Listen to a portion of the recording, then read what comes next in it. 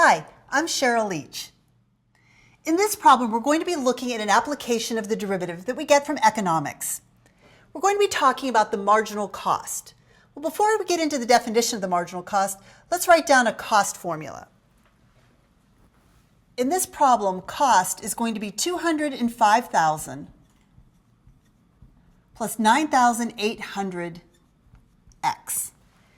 And in this problem, x will be the number of units that I'm producing, and cost will be the cost to produce those units in dollars. So let me mark down that cost is in dollars. So what exactly is marginal cost? Well, marginal cost is the rate of change.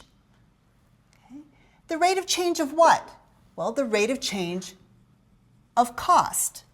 And it's the cost with respect to the number of units produced. Okay? All right, well, what's a rate of change? Well, we've done enough examples now that we know that a rate of change is a derivative. So we're going to be taking the derivative. The derivative of what? Well, the derivative of the cost. So here's my cost formula, and I'll be taking the derivative of it. And I'll be differentiating with respect to the number of units produced. So that tells me I'm going to be looking for dc dx. Okay?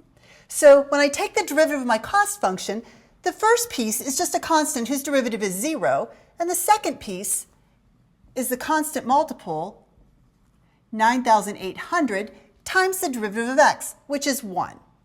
So dc dx is 9,800. Particularly because this is an application problem, I really want to take a look at some units. C we know is measured in dollars, and x is a number of units. So I've got $9,800 per unit. Maybe a more natural way of writing this would be $9,800 per unit. Now, what does this tell me?